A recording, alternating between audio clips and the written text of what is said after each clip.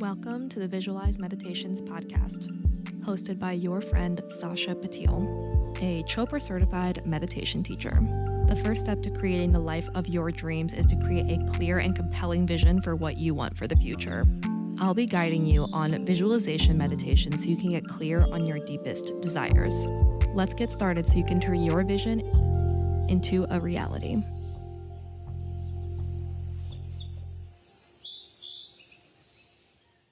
Hello, everybody. Welcome to the pod. I'm here with my gal pal Geraldine to paint the scene. We're outside of Fort Lauderdale. We're chilling. It's very chilly. Podcast patio time. Yes. We're both so wiped from work, and we're like, let's just take a break and have patio pod time. Yes. Yeah. Perfect timing. Yeah. Okay, for context, how do we know each other?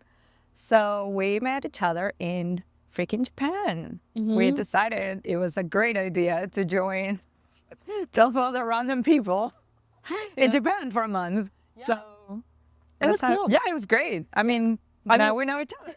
Literally. I mean, it was funny because we talked about doing a pod in Japan and then it just like never, the vibe. Listen, it is what it is. We needed a patio pod moment. Yeah. Literally. So we were together for 3 weeks and then we were like roommates for the last 2 weeks. Yes.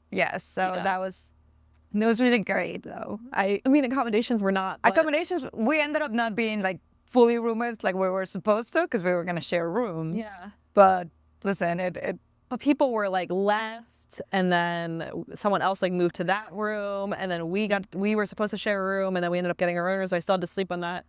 I am sorry that you stayed on the futon. It was your fault for getting sick. Yeah. Because otherwise we could have shared the other room or like figure something out. That's true. That's true. But honestly, like it was my own fault for booking the room with the futon. And for context, like this thing was so like I'm all for a mattress on the floor. But listen, this thing, I could feel the floor. Fairness, I booked that room because the last time I was in Japan, we stayed at a futon in Kyoto. Yeah. But it was like a thick, nice.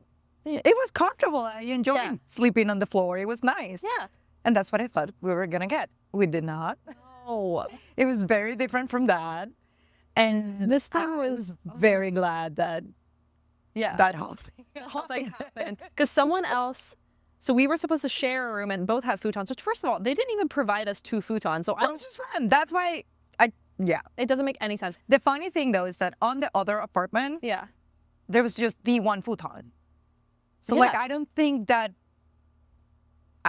someone messed up. I don't think that was ever part of it. I think the futon room was just one futon, not 2. Yeah, it was very strange. And also the only reason that we got our own rooms was because one person dropped out. So then the person who was supposed to have the single room moved to that person's room. And then another person left. So I ended up taking that person's room later. So we weren't roommates the entire 2 weeks. It was like maybe a week and a half. Yeah. But still, we got tight that time because you got like the downloads of everything that was happening. You know? Every time you'd be like, what's the tea? Be like, what happened? Because there are things happening with like, you know, a person on the group and I like couldn't talk to anybody about it. I was like, Geraldine, I need to say something to you. Oh, I was so glad when that happened. I was like, yes, I knew it. I was like, oh, finally, I don't have to ask. Yeah. Like, I can't believe we need to say something to somebody so I'm not fucking crazy here. Because I was, long story short, I hooked up with one of the guys on the fucking trip. And, like, when you're in a group setting, you don't want to, like, be... You guys did great because, like, some people might have sensed it, but, like, no one really asked about it. And you were, like, not out there. So, like, the group's dynamics didn't change. Yeah. The group dynamics was still everyone stayed, like, in their own lanes. Yeah. So it was great. Yeah. It was great. By the end, but I wanted the tea every night. Yeah. Every night, you're like, so what happened? And, you know, everybody, like, by the end, everyone knew, too. Yeah. Yeah, but it was just like, who cares? Like, really, it doesn't really matter. So it was fine. At that point, everyone's already packing and gone and, like, tired. So, like, no one really cared. Who gives a fuck? Who gives a fuck? I mean, really, it's no big deal. Okay, wait. So we think we're supposed to, we literally both watched our Spotify Wrapped. And I was like, don't tell me anything until we get on the mics on because I need to hear. I had tea about mine, but I need to hear about yours. Why? You were like, I could hear you upstairs. You were laughing. Like, what happened? Well, first of all, I cannot believe it told me I was 21. Am I going through an existential crisis or what? Maybe. Well, I guess so.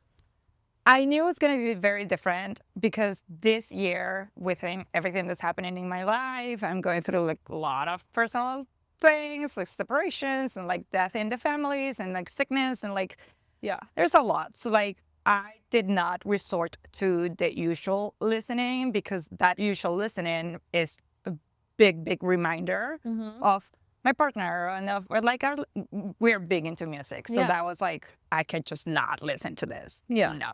Yeah. It will immediately change my mood. So I resorted to K-pop. So I resorted to K-pop.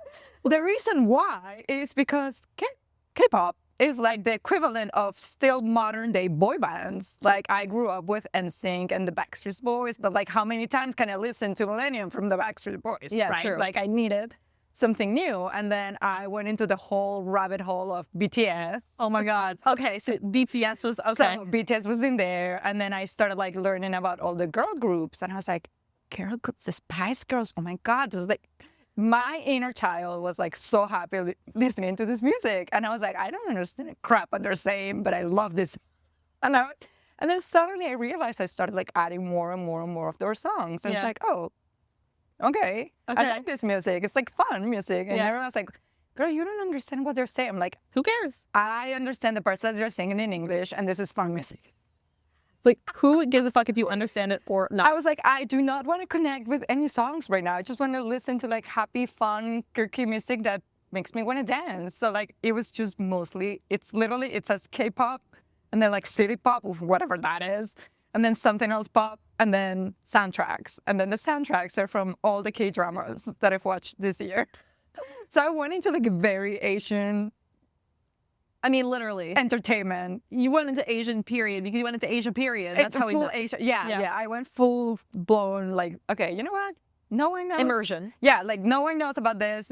No one in my circle listens to K-pop or like watches K-dramas or whatever. So Yeah. it was like, I'm gonna escape to that bubble. Yeah. That sounds fun. And I dive right into it. And it was very fun. I love that. I love that That's so why I much. was like watching, I'm like, oh my Lord. I know for downstairs, I was like, oh my God, that is so funny. So that's how Yeah. it kind of like played out. And I like had to like change certain playlists to like make sure this doesn't play or like this specific song. Do not dare play this song because I will Cry. Yeah. I will cry. I will kill my phone. So Yeah. like, please make sure this not, so I put those boundaries around myself Okay.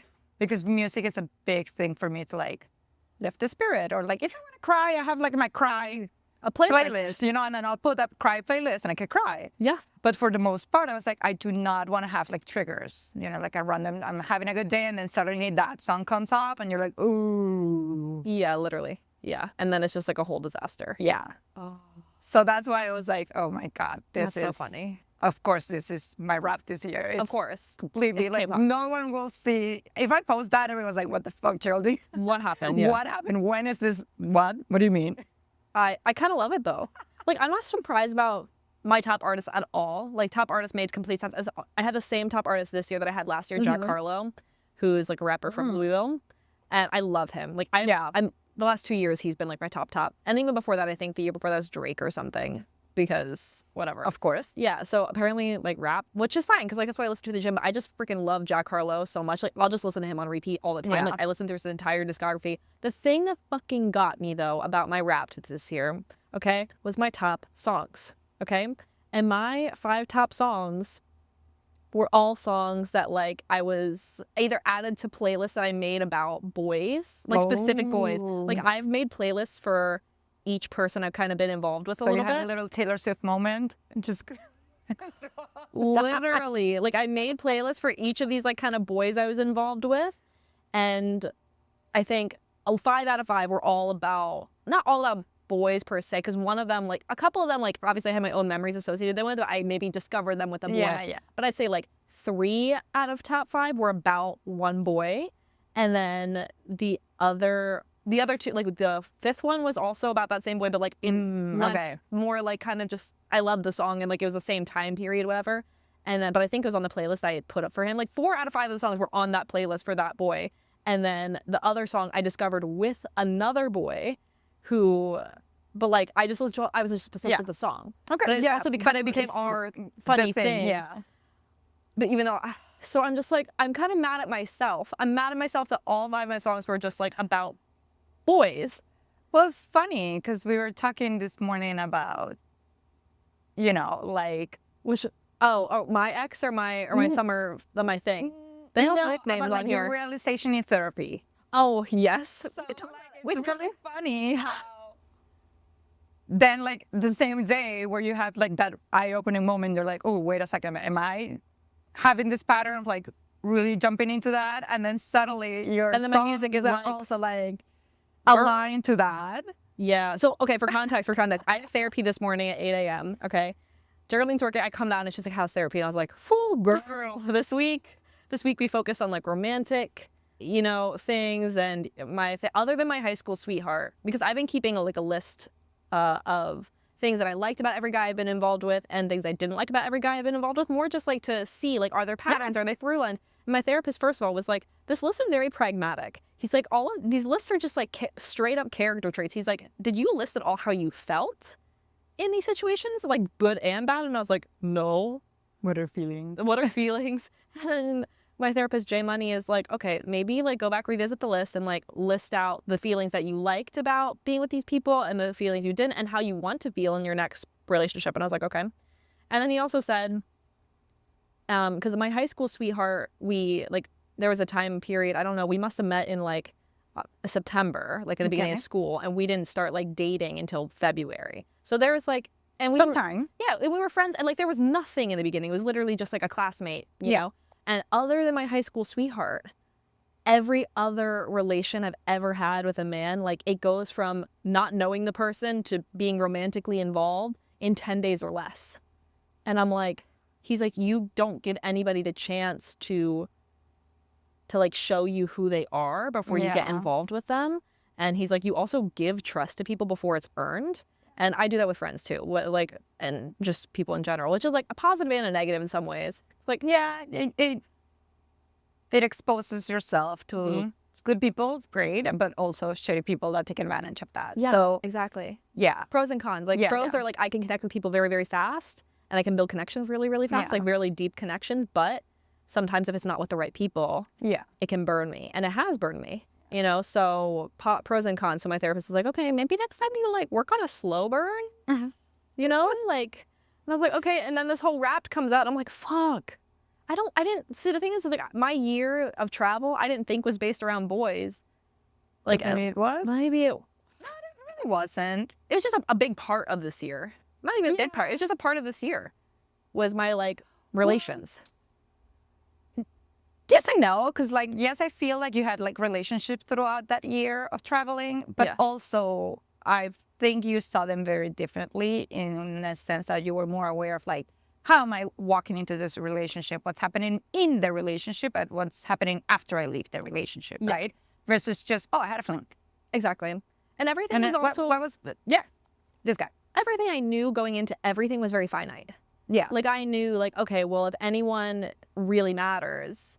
Because my rule for myself this year was no boyfriends. So I knew going into this year, I was like, okay, if anyone is like serious and like is the person, they can wait around and they'll still be the person next year.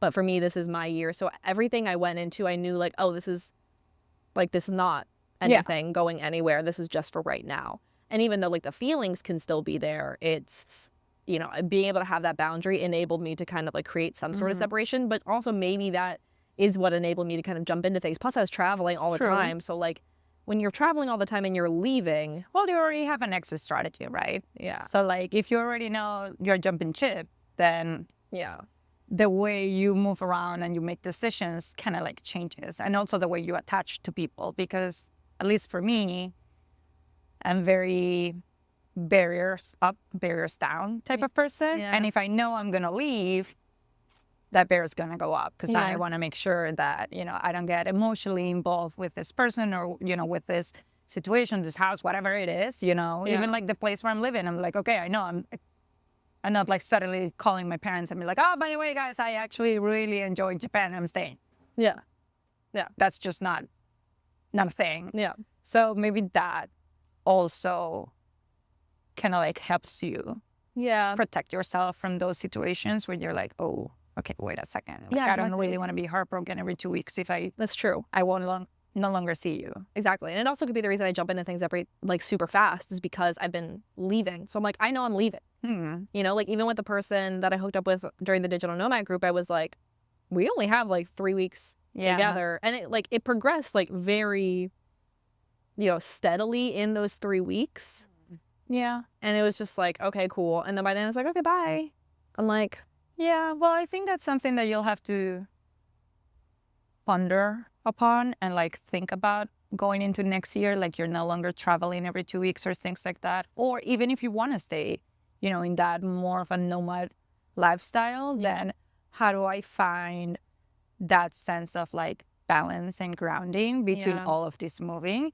Because it can feel rather unstable, right? It's like, oh, how can I find a partner if I am like always traveling? Like, what a, you know, and then, oh, do I want to give up the always traveling because I want to find a partner? Like those type of compromises. yeah. You have to really think about where you want to land in there. 'Cause Exactly. it might not be, you know, it might not be the nomad thing. It might be, oh, like I want to find this place, or like I want to make sure that whoever I find is someone that is okay with traveling and moving around and like changing and maybe joins me in this journey of like traveling around. Yeah, completely. I don't know, but it's also like not the focus right now. Yeah. Yeah. So it's like the intention of this year is, and still is, just to kind of focus on myself and do my own thing. And like, I figure when you're constantly working on being the best version of yourself. And when you're doing that, like you're going to attract different people, like every time you like level up almost. And I've seen it happen. Like the people that I am attracting, like they're typically mirrors of like where I am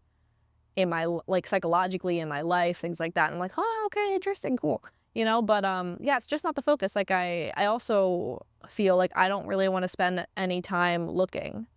Like I just kind of want to spend time like focusing on myself, and like if the right person comes, cool. But like until then, I'm like, it's not just my focus right now, you know. I was talking to a friend. She's going through like a very similar journey than you and I are going through. So it's on the same thing. She's like, I am determined on becoming like the better version of myself, and I believe that the more I get closer to that better version of myself, the different people I attract and the different things I attract. So like at that point where, I mean, you don't have to be your 100%, but you are obviously way better than you were last year or like 6 months ago. You know, you might have that magnetic energy about you, and then you're going to bring the right persons to your life. Yeah. And then at that point you can be like, okay, let's see. Yeah. Let's see. But that's a totally different thing versus, oh, I need to get on the apps and I need to go on dates and I need to like find a friend to hook me up and I'm going to go to a bar. And it's totally different thing of something coming to you because you're attracting it versus you actively looking. Yeah. Different like vibe. Black and white. So different. So I kind of think having that, especially when you're like changing a lot and just going through who you are. Yeah. It's way better to just let it flow. Let it flow. You damn right. Let it flow. Damn. It's so true. It's so true. Okay.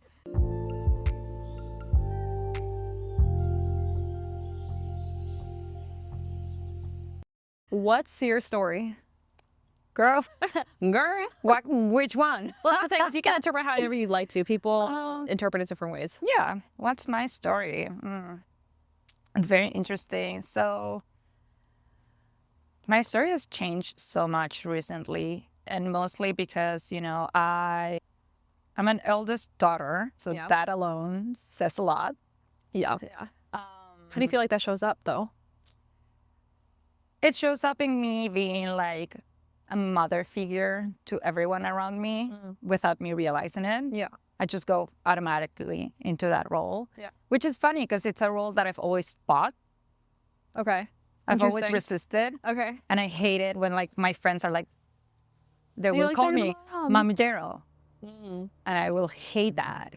And I was like, and everyone would be like, oh yeah, you're like the mom of the group. I'm like, I don't want to be the mom of the group. Like, I would like someone to take care of me. I don't want to take care of everyone. Like, I want to be the person like, oh, did you check your book? Did you take it? What happened to your luggage? You know, all the logistic. That's like the side A of me, like very triggered whenever I'm in group settings or whenever I'm talking with friends. I'm making sure that I'm like, everyone is Taken care of. taken care of.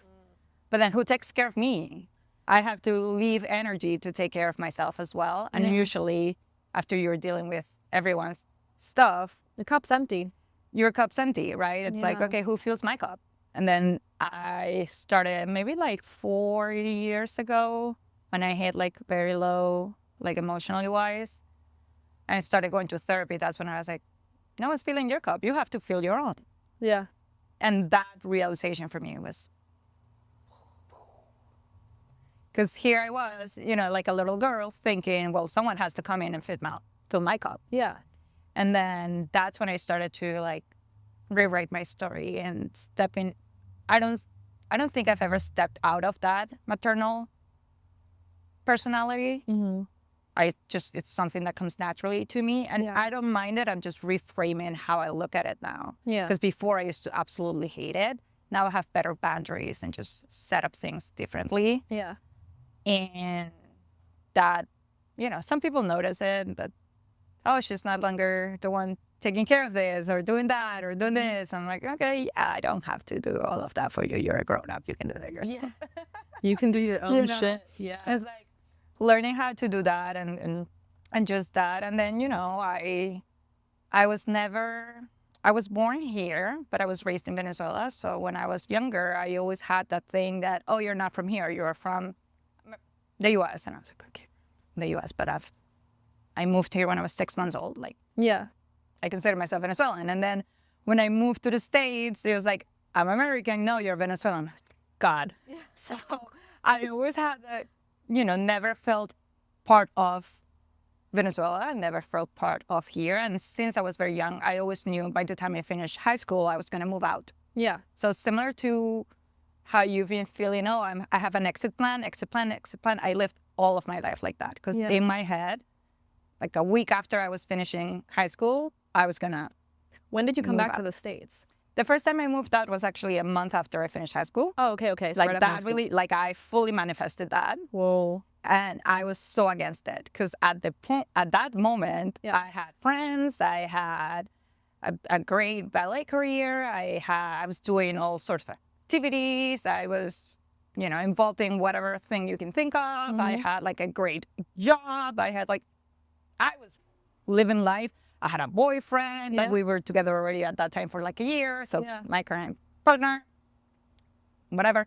So I was like, yeah, I was enrolled in college. I was like, yeah, well, why move? And then my mom was like, yeah, we're moving next week. So what? So it was like a big wake up call. Yeah. And then also the power of manifestation, girl. Oh my Be God. careful with manifestation because like I manifested that. And when people would ask me, even like on my yearbook, it asked like, where are you going to college?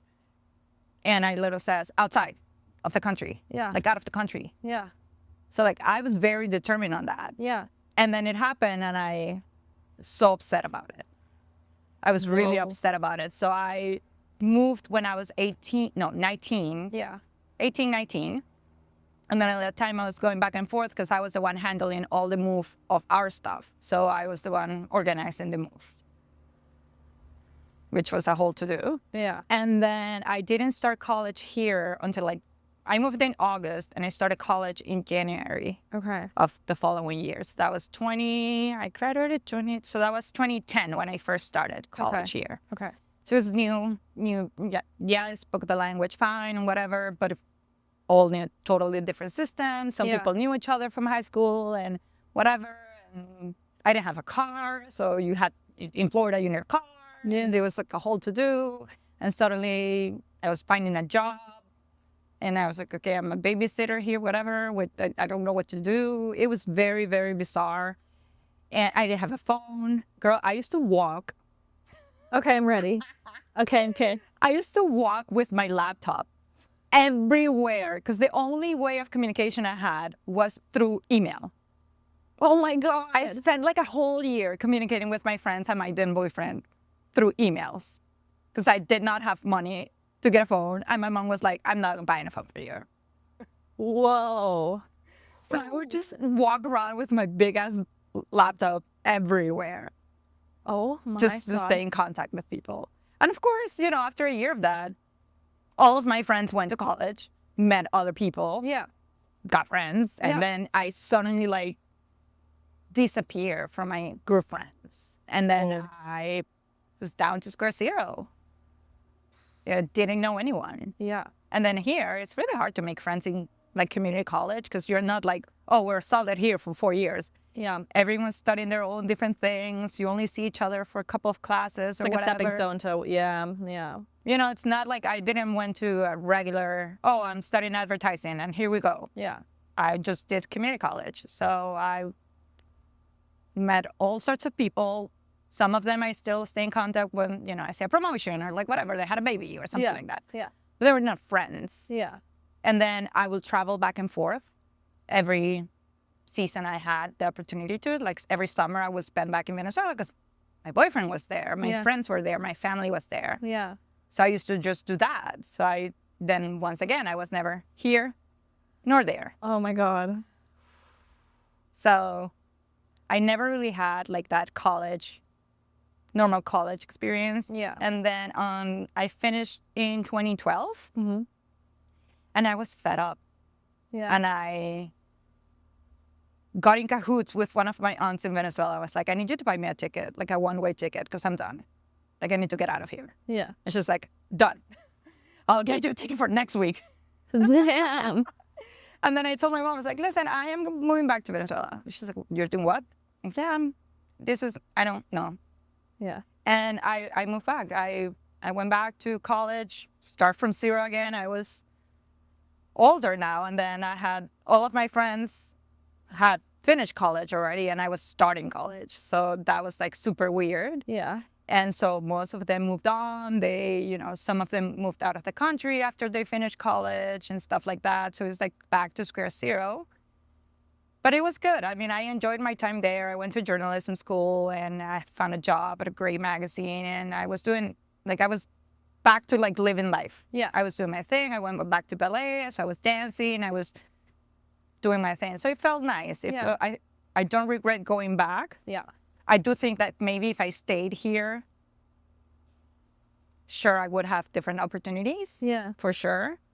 But I like that I did that for myself. At that point, I was like, Mom, no, I am miserable here. I need to get out. Yeah. Yeah. Yeah, and I was like 20, 21, 22. Yeah. Yeah, around 21, 22 when I went back. Okay. And then I was there for maybe 7 years or so. And then at that point, Venezuela was in a really, really bad shape. And I was like, okay, my partner was finishing his college. And we were like, okay, when you finish college, we leave. And that's what we And you came back to the States. And then we came back to the States. That was 2016. Okay. So like 5 years later almost after I went back the first time. Wow. Yeah. And then I've been here ever since. Whoa. Having gone back. Yeah. Lots of ups and downs there. So 10 years. The last time, yeah. So It's been 10 years years. since I've moved back. Yeah. Whoa. Like fully 10 years. Yeah. Oh my God.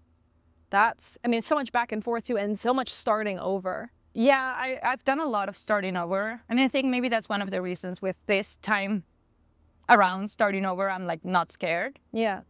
or like not letting it just like drag me down because Yeah. I've done it in the past. Yeah. You know, I did it as a very young person, Yeah. moving to another country with just 2 suitcases, Yeah. you know, all your life in 2 suitcases. That's it. That's all you can bring. And then I did it again, going back. And then I did it again, going back again. So Yeah. it's, and the last time was probably scarier because even though I was, you're moving in with your future husband and whatever, you had like this plan in your head. Yeah. You were leaving already a stable job, stable community, a stable environment. You've been living here, you grew up here, and then suddenly you're just gonna Yeah. to another country, and then you're here and you're trying to find a job, and it's like, well, no one knows you're in college or your experience doesn't really matter because Yeah. I don't know that company. So you suddenly find yourself. I was working at Ann Taylor. You know, and I was like, oh my God, now I'm, I went from being a journalist to folding t-shirts. Yeah, It's a big change. it is. Yeah. And, you learn a lot. I learned about customer service, and I learned a lot about like, okay, your adaptability, you learn to like be more flexible and Yeah. I'm grateful for all the different opportunities. I learned a lot about retail in general. I dug into that and visual merchandising and things like that, Yeah. which was great. But then at one point you're like, okay, I need more, Yeah. Need something different. But yeah.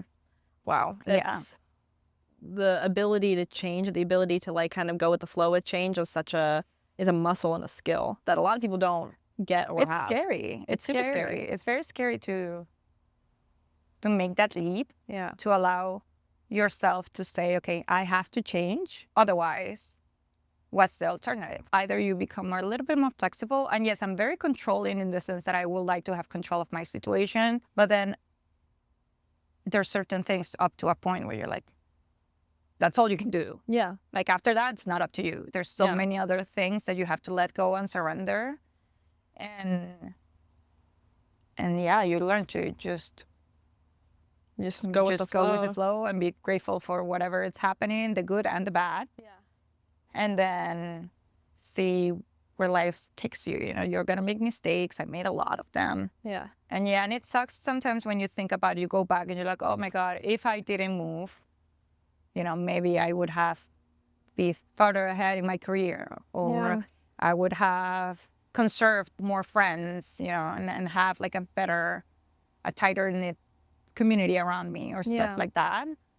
But then at the same time, you're like, well, can I stay just thinking in the what if I would have Done just this or stayed? that. Yeah. Yeah. It's like, I don't know.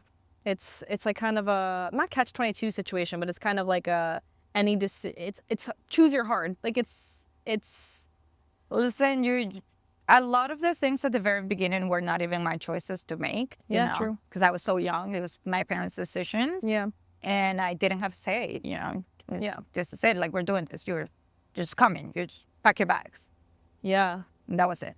And I remember I still, like every so often I get those flashbacks of people calling me or texting me, like emailing me, like, girl, where are you? Like, Yeah.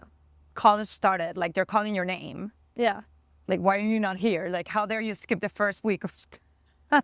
Yeah. And I was like, well, how can I tell you? Like, I didn't even get a chance to say goodbye to many of my friends. Because it was literally like I got like 2 weeks notice Wow. to arrange everything in our house for people to come in and pick it up and then get on a plane and go. It's really which like I know we'll talk about it more off camera, I think, but it's also like it's interesting to see the parallels too. Yeah. Yeah, to kind of just have someone else make the decision.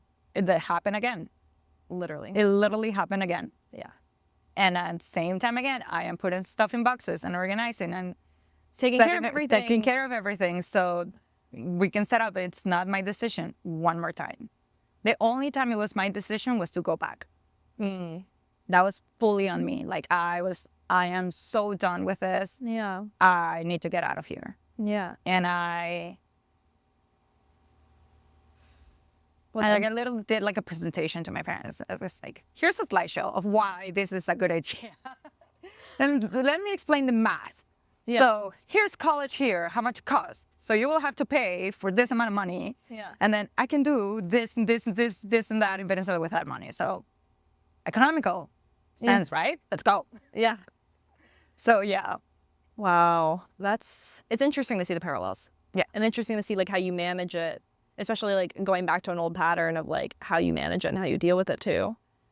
Yeah. I mean, it's honestly, I haven't, up until that point that you mentioned it, I didn't really thought about that parallel because I think that those times around have become so normalized to me that I don't see it. And maybe like because I already went through it and just like survived through it or whatever, I don't see them as this big craziness. Yeah. But then when I usually talk about it, I'm like, no, that was insane. Because when it's your life, it's like you're in it and you're like, how do you You just go through it. Yeah, you go through it, and like it's your experience is your experience. You don't realize that it's so. Yeah, I usually only realize until I talk about it and I see people's reactions. I'm like, yeah, that was a big thing. That's a lot of change to go through. It's like, okay, I understand the reaction. Yeah. But when you're going through it, or like when it's just part of you, it's really hard to notice that. Yeah. But like to give yourself credit for going through that. No, completely. I Yeah. understand it. Like same but different. I understand that, but like in different ways. Yeah, Like, especially with my family and the dynamics, like I'll tell people what's happening with my family and they look at me like I'm fucking nuts and I'm like, oh yeah, this is like not a normal thing. Right. Well, then you don't realize it because it's just your life. Like you don't understand, Yeah, I have a very bizarre family dynamic. Yeah. Very, very bizarre. And when I was little, or not little, because I understood everything like really until I was like maybe 12 or 13. Yeah. So my dad had multiple ex-wives and multiple kids with their different ex-wives and everything. So, but I didn't grow up with my dad. Yeah. So like I grew up just with my mom. Yeah. And then he would like show up and show off, show up and show off. Yeah. And I didn't realize until I was older, he was still married.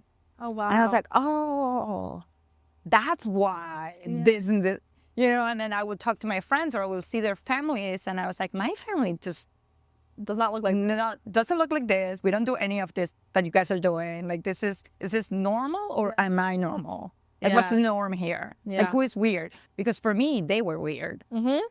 And for them, I was the weird one. But then, of course, later on, I realized I was actually the weird one because usually it's like mom and dad or they're divorced, whatever. It's just one family. Yeah. But for me, it was totally different story. And I was like, oh, okay. Yeah. It looks like that. Yeah. When you're a kid, you have no idea. And when you're going through, you have no idea. I Like, had no idea. I got called to school at one time. When they put you like in 6th grade or whatever to do like your family tree and whatnot. Yeah. So I did what I remember, and I put my dad and I put his wife and the kids on that side. Oh my God. And then I put like on the silo like my mom and my brother and myself, and they're like, "What is this? This doesn't make any sense. Why do you have 2 mothers? And are your parents divorced?" And I was like, "No, they're not married. Yeah. No, he's married to that woman, so that's why I put them together." So Yeah. like, and I was just writing. This is what I see, this is what I know. Yeah. And then they call you out for the psychologist and whatever. So, okay. Oh my God. Whoa. No, that was very funny. Yeah, it was just, to me, I was like, I don't know. This is my family tree. Yeah. Was that bad?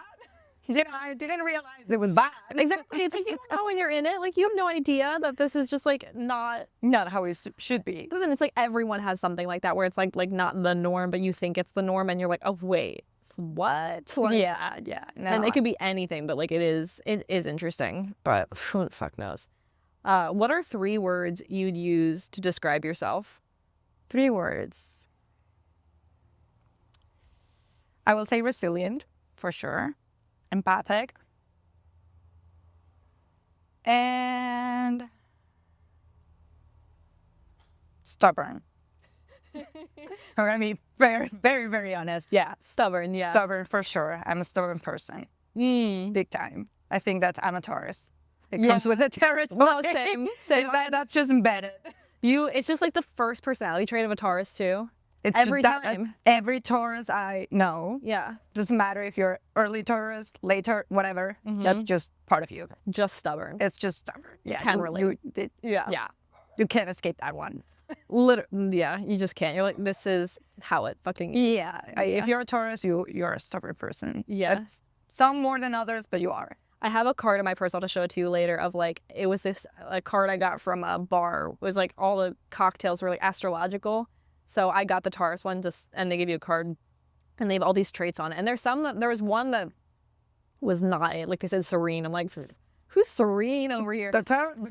But the rest of them were like very accurate. Like I'll have to show you the card, but it's like blunt and stubborn and Yep. Yeah, a bunch of other ones. And I was like, but the serene one, I was like, no, could not be me.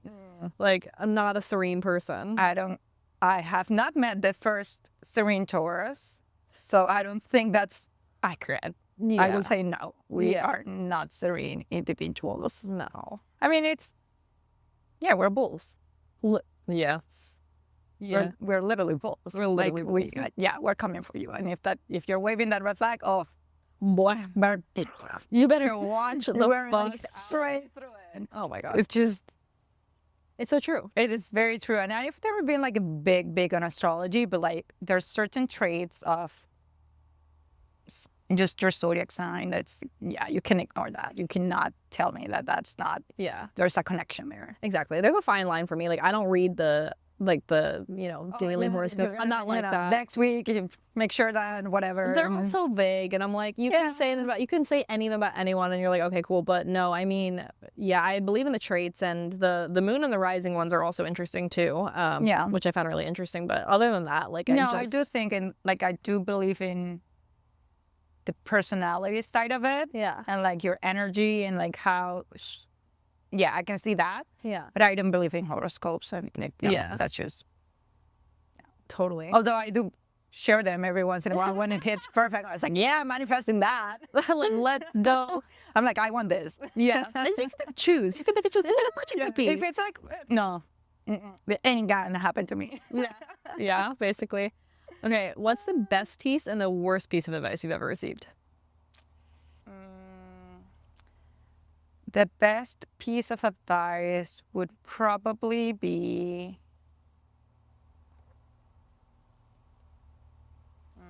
let me think about this. Honestly, I think it will have to be that you have to learn to be flexible. That changed a lot for me when someone told me that, just because I guess I was coming from that controlling, stubborn personality. And maybe because it also stems from like all the changes that some of them I was part of and some of them not. Yeah. That I've always wanted to like control situations. Yeah. And also just, that part A of me of controlling, I want to make sure that everyone has everything. So because I think no one will have it, I'm going to get it done. And that part, just to be more flexible in that scenario and also flexible with myself. Yeah. So flexible with myself in the sense of, no, you don't have to be perfect. No, you don't have to get everything right. It's okay if you cry. It's okay if you forgot to do this and this and that for preparations for that trip. Or, because I used to be mortified whenever I slipped.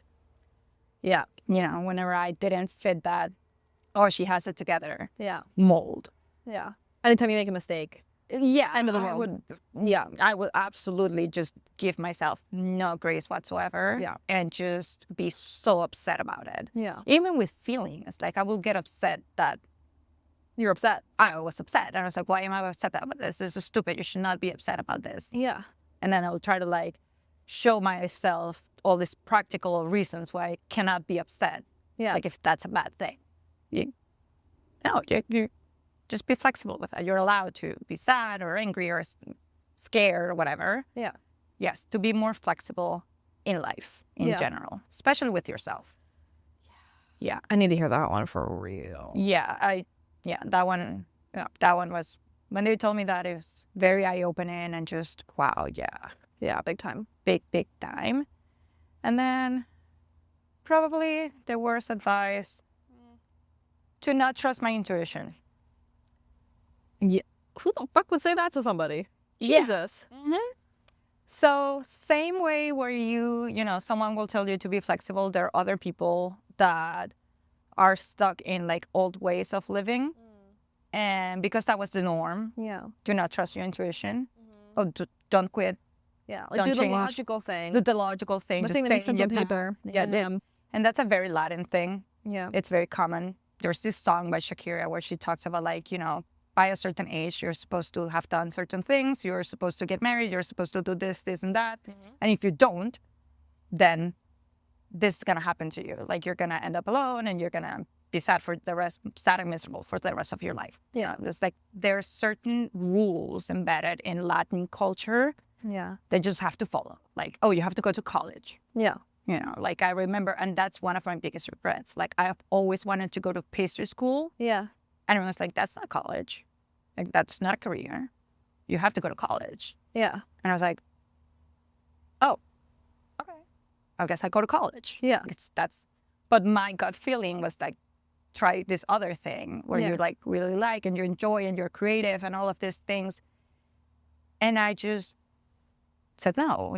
They're telling me to not follow that and just do the logical thing, which is you finish high school, you go to college, you get your degree, you're going to work for your degree. Yeah. Even when I moved here, I had journalism degree, so you're expected to work in a magazine or a journalism something in a journal, newspaper, whatever, news station or something like that. Yeah. And then I went into marketing, and everyone was like, "Why?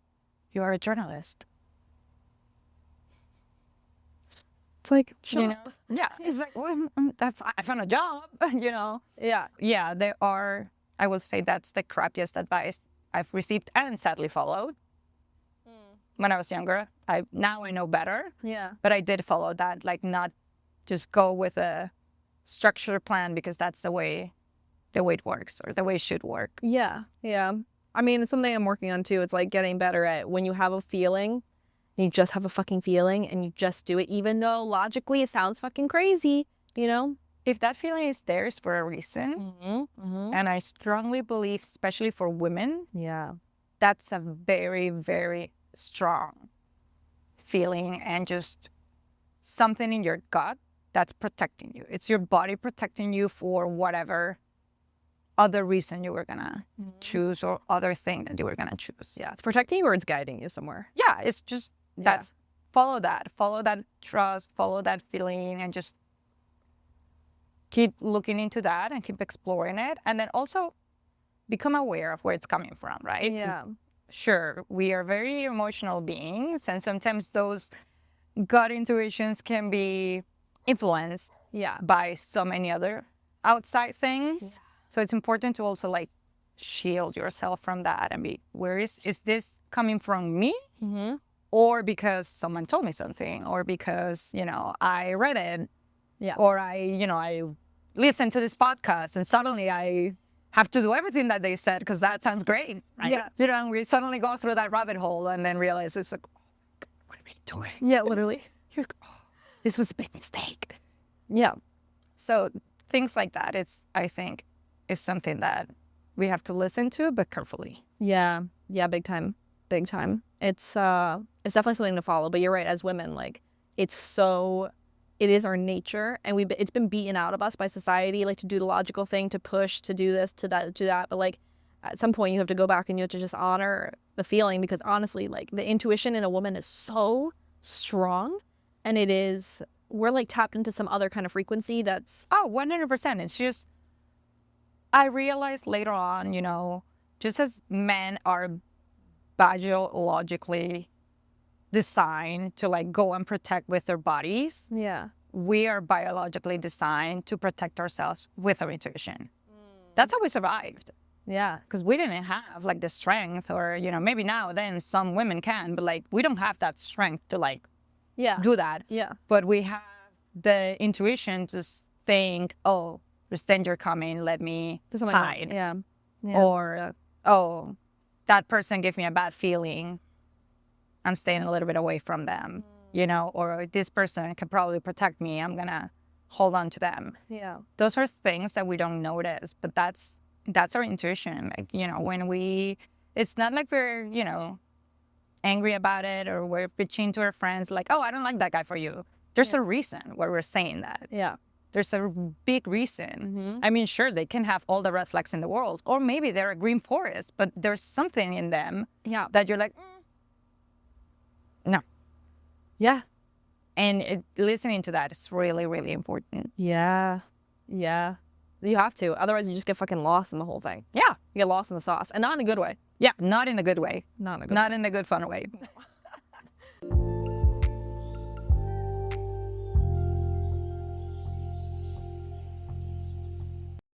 Okay.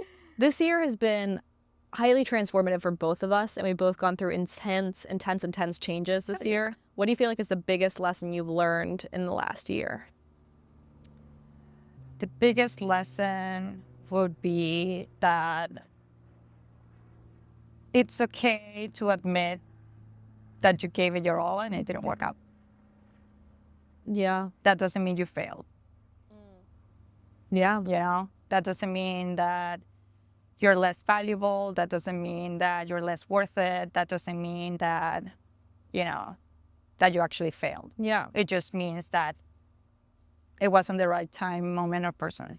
Yeah. And that's okay. Yeah. That's okay. Life won't stop. You're not gonna die. And it's not that it's not that you suck. You don't suck. Yeah. Because when things don't go your way, that's the first thing we do. We just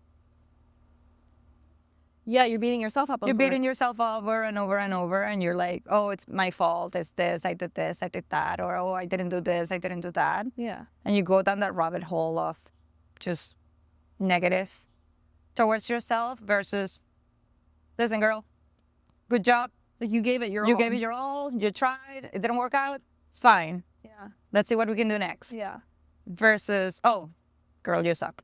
Yeah, exactly. And it's something we talked about earlier too, where it's just like you can't control the outcome. All you can control is like doing your best. And if you do your best and you give it your all and you can control your actions and reactions and that's it. And if it's something outside of your best or your control, then it wasn't supposed to be that thing. Yeah. And that it comes back to what we were saying, about flexibility and just like giving yourself that leeway. Yeah. Because yes, you can control what you put in. Yeah. You can't control what will come out. It's not a recipe. Yeah. Life is not a recipe. Because when I'm baking, it's great. I love baking. Why? Because I know exactly what's going to come out. Because I measure every little thing, every ingredient, you measure it to the gram. Yeah. And you know the oven is going to be at a certain temperature. And that thing, if you follow the recipe, is going to come out exactly like you want it. But life is not a recipe. There's no recipe for life. I can put in the exact same things with you and the exact same things with my friend, and the outcome is going to be totally different. That's so true. And it's crazy because, again, totally right, but I'm also realizing that every type A go-getter girls that I know, we all love baking. Oh, yeah, baking is, oof. But I wonder if that's why. Is because, like, we can put in the effort, and it is a creative, beautiful thing, but we can put in the effort, we can do the thing, and we know what's coming out. You know what's going out. And if you something have good that in your recipe, brain. You are going to follow that recipe. And what's going to happen is that you're using your hands. Yeah. Every time you use your hands, your brain loves that. Yeah. Creating something, right? Yeah. With your hands. It's like, I made this. Yeah. And then the good thing about the recipe is that you have an expected outcome. I know, like my cheesecake, I know this is a great cheesecake. You're making me just want to eat the cheesecake now. Because we brought up this cheesecake. I have a piece. Yes. Okay, I need to try it. I need to try it because you talked about it like 2 times. I do. I have. Wait, I think it's in Japan too. Yeah. Because I was gonna make it for Thanksgiving. I was like, okay, I'm gonna make the cheesecake for Thanksgiving. And I said, if you go for Thanksgiving, I'll give you. Oh my God. Okay, I have to try it. But I'm realizing now, like every type A bitch I know, we all love to bake. You, me, my girlfriend who I just visited, who on the pod listened to the week prior, and just had her on. We all love to bake, and you're right. We create something with our hands. You put the exact things in. You know you're gonna get the outcome, but it's also kind of a creative thing as well. Yeah. I mean, it only changes when you start to play around with it. As I gain confidence with certain things, I started adding different things and like playing with it. But at the very beginning, it was like, girl, this is the recipe. You have to follow this to the dot. Yeah. If you want this to taste good. Otherwise, you wasted all of these ingredients. And then that's. Can you imagine if you could do that with your life? That would be great. But the reality is that no, it doesn't work that way. Yeah. So baking is a big outlet for people that have like anxiety personalities. Yeah. I didn't even realize this because also when I'm like clicking things for me now too, is like when I was a teenager, I went through I guess maybe a year or so of like depression at like an age that's, I guess a lot of kids go through it, but I must have been like 11 or 12. I was depressed for about a year and I baked so much. It was like the only thing that was bringing me comfort at that point. Yeah. Like I would just bake and bake and bake. And I must have made friends that way because I'd show up to school with cookies and brownies and like really intricate desserts. And I love baking. And it's funny because every time I like bake something now as an adult, I'm like, why do I not do this more? Like I love it. And yeah, it's now I only bake, well, this year I didn't bake at all, but I used to bake like 3 times a year only. And I'm like, why? Like, no, I used to bake a lot. Obviously life gets busy and then you sort of stop. But then with this whole process, like I reconnected with baking I reconnected with cooking. I love cooking, and I love trying different recipes. And then, funny enough, not that I went into this Asian thing, but Asian recipes are really complex. Yeah. They have like a bunch of ingredients that half of them I don't know them. Like I have to go to the Asian market and be like, what is this? what is this? Yeah. Where do you have this here? Like, where can I buy this? How do I cook this? And because they were so intricate and complex, and some of them require simmering for like 12 hours, 24 hours, boiling, whatever. It was a long process, and I was like, I need, something that's gonna take me 3 days to cook. Yes. Yeah. I have 3 days to set my mind to something. Yeah. You know, and that was so rewarding. Yeah. Some of them worked, some of them didn't. Cooking is a little bit different than baking. Yeah. But still, you have something to like follow through. Yeah. And that's, oh my God. It's just like, something good in the brain. Yeah. Like for my brain, it hits the right buttons. Yeah. Every single time versus just scatter thinking. You know, how some people can just open a fridge and they're like, oh, I think I can Whip something whip up. something up. I'm like, no. Yeah, could not be me. I just don't like to cook in general, but baking I love. Baking I love. Because I feel like for cooking for me, like I can make something and it just never tastes as good. Like I'll be like, oh, I'm in the mood for this. And like maybe I'll go and get the ingredients and like I make it. I'm like, this is just not as good as if I just ordered it. Yeah, I mean, it You takes know? time. But then eventually sometimes you do get to a point where it's even better than the takeout because you made it for yourself and like with the version of yourself. It just takes a little bit longer. Yeah. For me, cooking became an expression of love, not just for those around me, but also for myself. Yeah. So I started, you know, after like every time, like after my dog passed, I was like, my friends will send me food and whatever. And then once I got back to like, okay, I'm alive, I can breathe again. Yeah. I started cooking for myself and making sure that the dishes were pretty because it was totally different thing. Yeah. You're eating like out of a bowl of whatever. Yeah. Versus, oh, the lunch looks pretty and it has like a cute little flower or whatever. So like I started to look for things that will make my day prettier. And I went through the cooking. So like I was mentioning today, if I'm working all day, sometimes I forget to eat. Yeah. But if I have something to look forward to eat, Yeah. it's a totally different story because then at night I know I'm like, oh, I'm gonna make the soba noodles with an egg and whatever, and it's gonna look pretty because I have the very different story. Like I have something to look forward to. Yeah. And then it's enjoyable. The eating part is not just for energy, but becomes more like a little ritual of, Yeah. oh, I'm eating something pretty. Look how cute, you know, and it tastes good sometimes doesn't. But that's Completely. it is what it is. Yeah, no, I'm always just like, I have like a hand, like I love to do snacks, drinks, desserts. And like, that's my vibe. Yeah.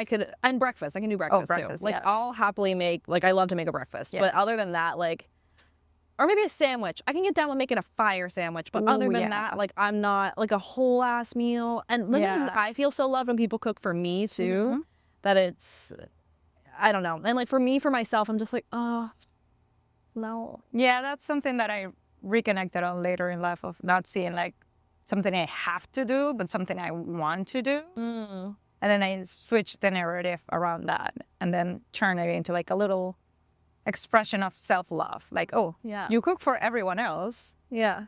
Cook for yourself. Fill up your own goddamn cup. Yeah, right? So fill in that cup by That's yourself. Damn right. That's damn right. And that can be making a cute meal. Yeah. Oh my God. Yeah, I like it. Is there a childhood dream that still lives within you? Okay. I'm going to answer that in two sets. Okay. So first of all, I never had dreams when I was a child. I never was a child that would dream of, oh, I'm going to become, you know, a doctor or like space rocket, whatever. Yeah. I was never that child. Yeah. I think a lot of that has to do with the fact that I grew up way too early and I had this sense of responsibility of like, oh, I'll find a job, I have to work, I have to take care of my brother or whatever, like my mom and the family in the house. Like I had a very sense of responsibility from a very, very young age. Yeah. For a long time, maybe when I was like 14-ish, my dream was like, I am going to be the next Anna Wintour. Yeah. That was like my thing. I was really into fashion. I used to love, like, I will wake up, stay up late to watch fashion shows and stuff like that. I was like really into fashion. Yeah. Yeah. And that was like the thing, that I was going to become this columnist, and then I was going to go through the ranks and finally land an assistant job for Anna Wintour and take her coffee. And eventually, 20 years later, I was going to become, you know, like an editor. Yeah. That was like my thing. Quickly realized it was a very rather impossible dream in Venezuela. You know, it's like, yeah, this is just doesn't look doable. Yeah. So I immediately had that filter of reality, even as a child. Whoa. So I would immediately shut down that. Yeah. So when I was still young, like 16, 17, that's when the pastry thing started coming in, like the cooking. Oh, I would like to be a chef, like a pastry chef. Yeah. In this sense, something doable, Yeah. achievable. There's no pastry schools in Venezuela, but there's one in Colombia, like next door. There's one in Argentina. I can go there. Yeah. You know, those were like more, they felt more possible Yeah. rather than, oh, let's move to New York and how and live where, whatever, you know? So I would say that's one that I still hold on to, like having that pastry thing. And it goes with my adult dream, which is half escape, half dream. Like whenever my therapist asks me, like, where do you see yourself? I always go back to, I see myself living in like a very pretty area, Yeah. having like a Airbnb or something and just cooking pastries and like cooking stuff and just hosting. Yeah. That would be great.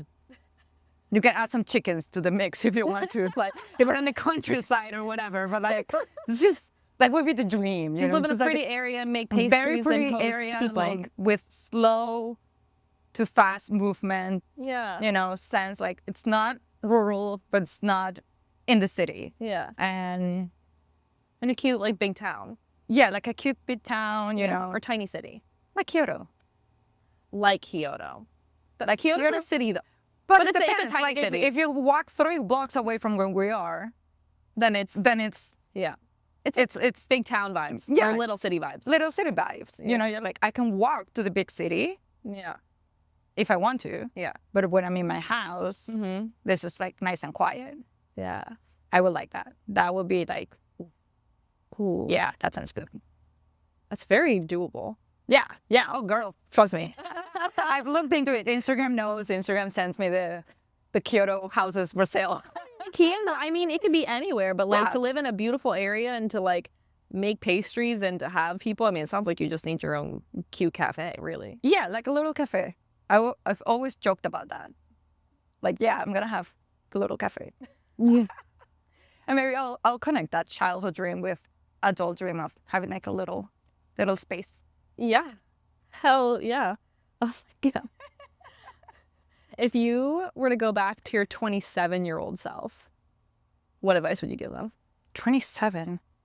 What was I doing when I was 27? Girl, that was a long time ago. Such a specific age. I'm 27. What I was doing at 27? What year was that?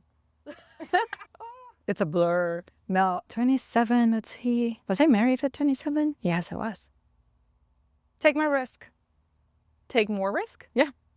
Okay. Take my risk. You're too young still. When I was 27, because 27 is itching into 30. You're like, oh, you see it. Yeah. And I thought it was like, suddenly like, oh, I'm going to reach 30. You are such a baby. Such a baby at 27.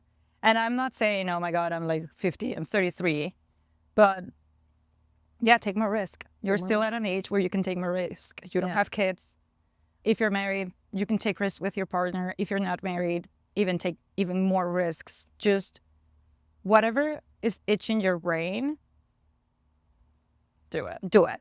Yeah. Do it. Just do it. You figure out later. Credit card debt, you take another job, Uber Eats, whatever to pay it off. Take the trip, change careers, go study whatever you want to take. I don't know. Whatever. French lessons. Take French lessons. You want to go skydiving, just jump at the fucking plane. Yeah. Life is not going to end. You are still very, very young. Yeah. And instead of thinking, oh my God, I only have 3 years to 30, I would say, oh my God, I have 40 years until I'm 60 something. Yeah. And then life changes completely because especially women, because 27 is this age where most people already expect you to have a husband or a wife, have a partner Yeah. and settle down and buy a house and get the kids. And no, there's no timeline for it. Everyone has their own timelines, and everyone has their different, and your body is not going to suddenly shut down when you turn 30, Yeah. Yeah. But There's just so much fucking pressure from society to have it all figured out by 30. All of it. Funny enough, I read an article the other day that said that teenage years spans into your 30s. So we're still teenagers, girl. Hell yeah. And I was like, yeah, that makes sense. Life. There's no way you can have life figured out when you're 30 if you think about you're going to live until you're 100. Yeah. Yeah. You've only lived a quarter of your life. It's true. Less than that, actually. So, Yeah. yes, you're still an infant. Literally. You're still in like Literally. the springtime And of then life. For me, what changed maybe was that back and forth of moving and starting over, because the last time I moved, I was 20, maybe 24, 25, I think. Yeah. And then looking back 10 years later, I was 23. 10 years later, Yeah. I always joke with our friends that did the same move. I was like, remember, you're only 10 years old because you started from zero in a country where no one knew you, no one knew your background, no one knew anything about you. Yeah. Not even like your college degree, no one really cares about it. Yeah. So you're technically 10. Yeah. So when I looked at it that way, and when you look at it that way, when you're starting over, when you're moving, when you're changing everything, Yeah. you get a reset, and it's a real reset. No one knows about the back Yeah. story, only you. Yeah. Then at 27, oh yeah, take more risks. Takes more Just risks. do it. Just absolutely do it. Life is not gonna end, and you're gonna have plenty of time to like repair it. Yeah. And obviously, risk within consideration. Like, yeah, don't just Like go skydiving, but with a parachute. have the parachute. Have the parachute. Listen to the red flags. Listen to The intuition. the intuition. Make sure that you are not just blindly saying yes to things, Yeah. but do take risks. Yeah. Just whatever's itching, follow the itch. Oh, follow the itch. I like that. Okay, last question. If future you were to come back to this moment, what advice would you give yourself? Couture. What? If If future you were to come back to this moment now. future me, Yeah. my God, future me is probably gonna kick me in the ass. Future me would say, in terms of advice, well, first of all, I think she will congratulate me. She'll be like, girl, you're doing good. Hell yeah. And then advice, she would probably want me to know.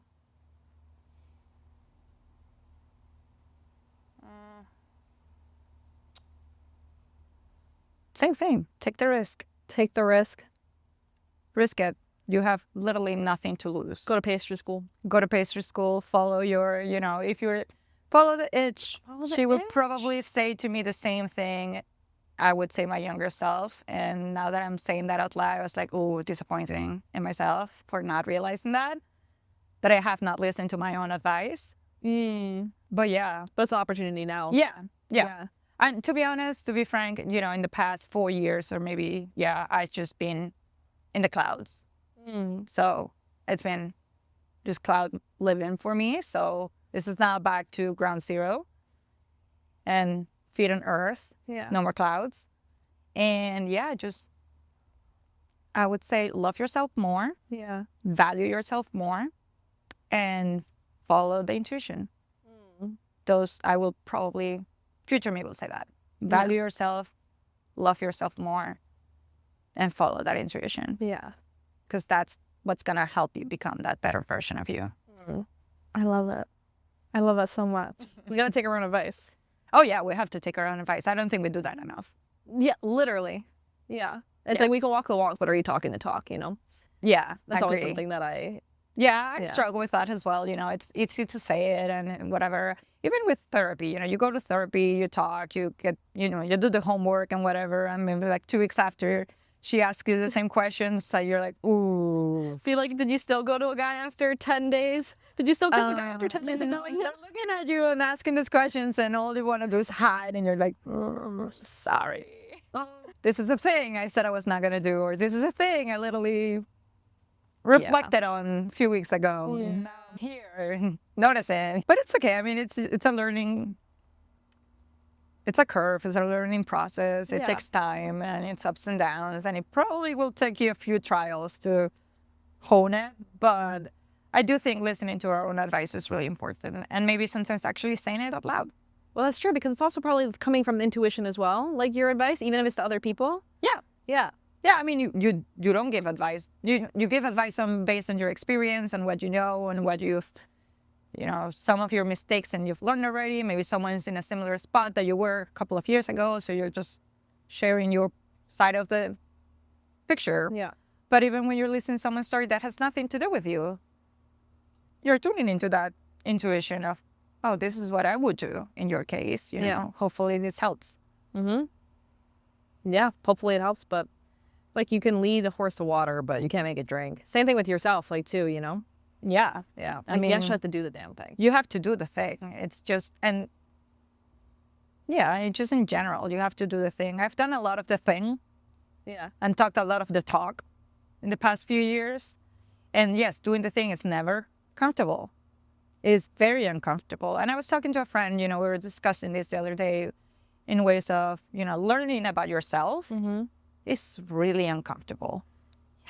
You're exposed to things about you that you forever shut down for yourself. Other people can see it. Yeah. And they know your, you know, your issues or your quirks and whatever, you know, Yeah. they know you're stubborn and you're like, I'm not that bad. Yeah. Yeah, you're bad. You know, or you notice your patterns. They notice your patterns and they will like call you out and you like immediately get defensive. But then when you sit yourself in front of a mirror and you start asking those questions and you start seeing those not so pretty sides of you, Yeah.